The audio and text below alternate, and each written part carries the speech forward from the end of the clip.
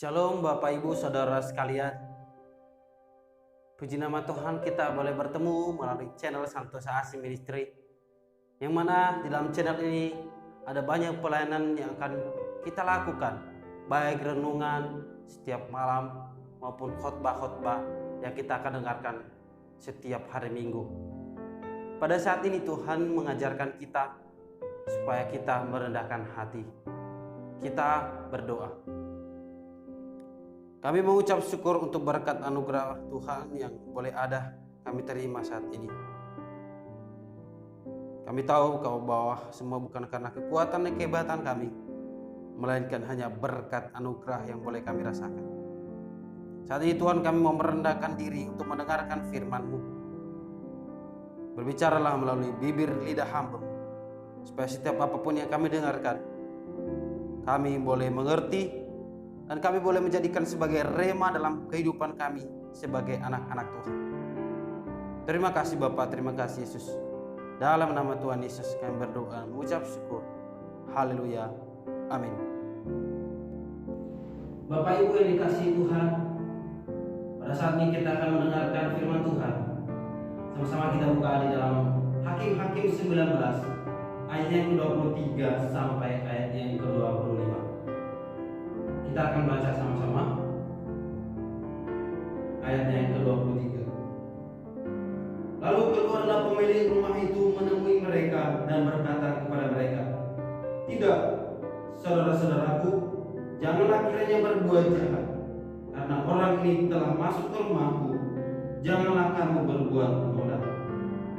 Tetapi anak perempuan yang masih perawan dan juga gundik orang itu, baiklah aku bawa keduanya keluar, perkosalah mereka dan perbuatlah dengan mereka apa yang kamu pandang baik. Tapi terhadap orang ini janganlah kamu berbuat noda." Tapi orang-orang itu tidak mau mendengarkan perkataannya. Lalu orang Lewi itu menangkap gundiknya dan membawanya kepada mereka keluar. Kemudian mereka bersetubuh dengan perempuan itu, dan semalam-malaman itu mereka mempermainkannya sampai pagi. Barulah pada waktu fajar menyingsing, mereka melepaskan perempuan itu. Saudara yang dikasihi Tuhan, seperti yang telah kita bacakan di dalam ayat 23 sampai 25. Kisah ini menceritakan bagaimana seorang Lewi yang tidak memiliki kasih. Dan pada saat ini saya akan mengangkat tema, jika tidak ada kasih.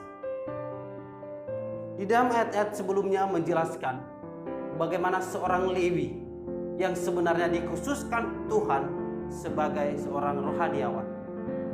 Mereka beda dengan suku-suku yang lain. Namun justru di dalam suku orang Lewi ini menceritakan tentang bagaimana dia tidak memiliki kasih. Di dalam ayat sebelumnya menjelaskan juga tentang perjalanan orang Lewi, yang mana pada saat itu orang Lewi memiliki seorang istri yang sering disebut sebagai gundiknya, yang mana gundik dan pada saat itu disebut sebagai istri.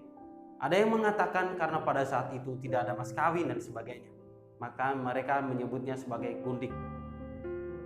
Lalu ternyata perempuan atau istrinya ini berlaku serong terhadap orang Lewi ini, sehingga seiring berjalannya waktu, istrinya kembali kepada bapak.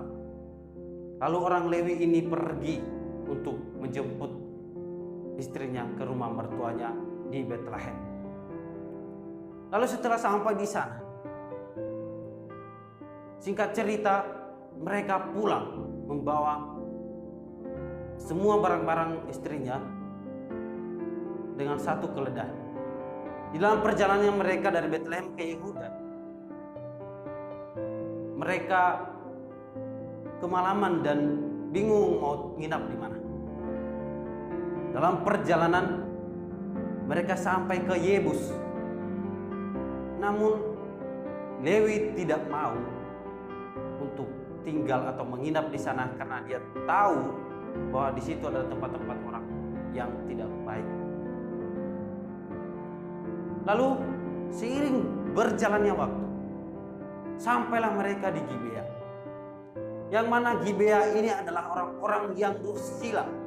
Alkitab mengatakan dursila karena mereka hidup dengan moral yang bejat.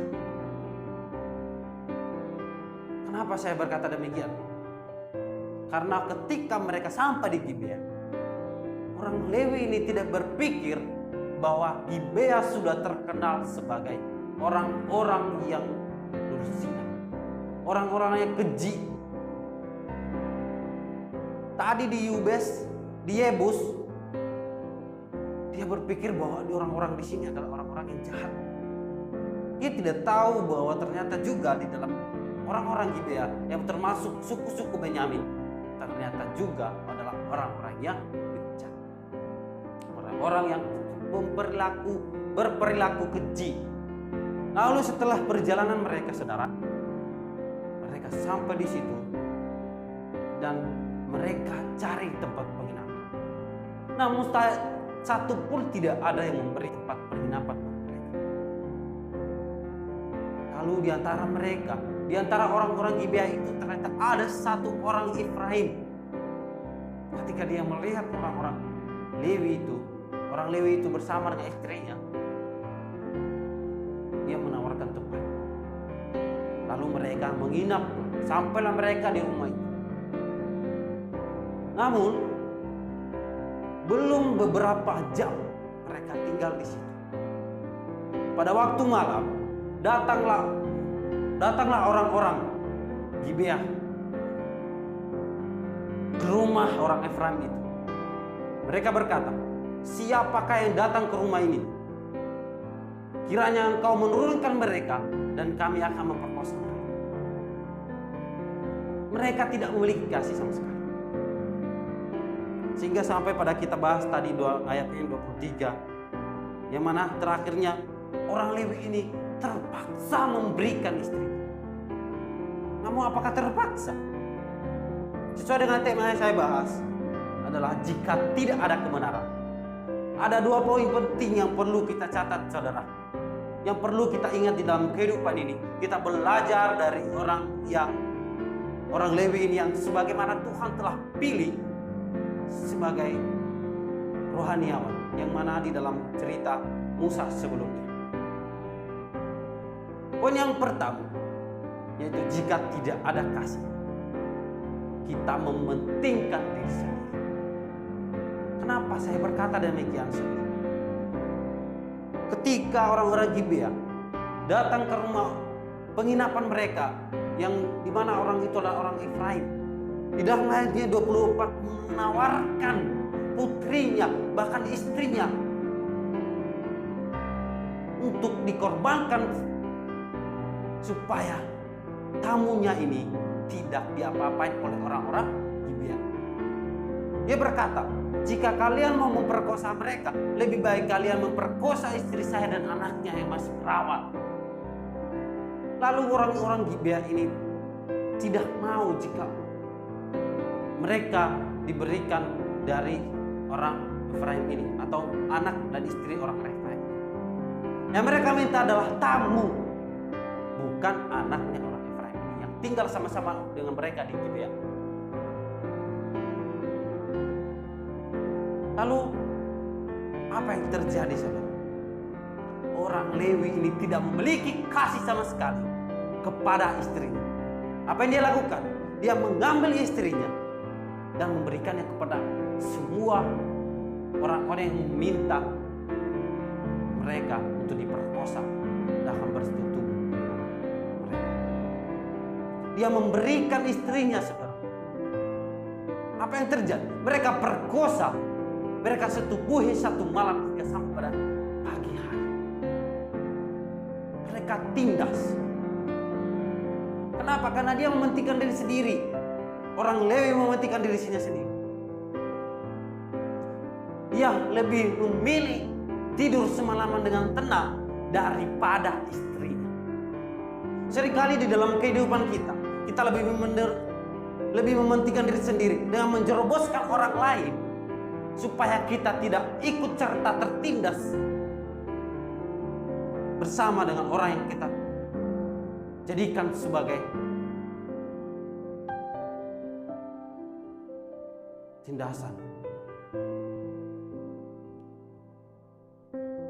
Lalu setelah kejadian itu, kita belajar bahwa kita tidak boleh hidup dalam keinginan kita sendiri. Kita harus memiliki kasih yang mana Tuhan Yesus telah menjadi teladan hidup bagi kita. Yesus adalah Tuhan kita yang telah menjadi manusia. Dia merasakan sama dengan yang kita rasakan. Kita percaya bahwa Yesus 100% manusia dan 100% Tuhan. Apa yang telah kita rasakan, Tuhan rasakan. Tapi yang berbicara tentang dosa, Tuhan Yesus adalah satu-satunya manusia yang tidak pernah berbuat dosa. Amin. Itulah kehidupan kita, sama seperti orang Lewi. Meskipun kita dibilang seorang yang dipandang sebagai seorang yang rohani, namun kalau kita tidak memiliki kasih, sama seperti yang dikatakan Paulus, bahwa semuanya itu sia-sia. Sama seperti yang dirasakan oleh orang Gibea. Dia lebih mementingkan tidur tenang daripada dia merasa kehilangan terhadap istrinya. Dia hanya menunjukkan kasihnya, dia ingin menjemput istrinya kepada mertuanya karena perbuatan istrinya ini. Itu cuma kasih yang setengah-setengah. Makanya kita diajarkan supaya kita tidak mengasihi dengan setengah-setengah hanya untuk kemauan kita sendiri. Barangkali atau mungkin saja orang Gibea ini merasa kesepian jika tidak ada istri di sampingnya, sehingga dia terpaksa memiliki kasih dengan menjemput istrinya. Namun di dalam perjalanan, apa yang dia lakukan? Kasihnya itu hilang dan dia mementingkan diri sendiri. Dia rela istrinya disetubui oleh orang lain. Apakah saudara-saudara ingin demikian?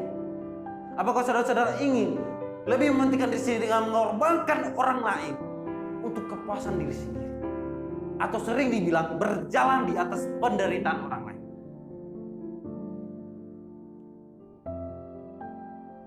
Namun yang kedua yang perlu kita bahas terkait dengan jika tidak ada kasih. Yang kedua, moral kita bejat. Kita beralih dari orang Lewi. Moral yang bejat di sini adalah orang-orang Gibea.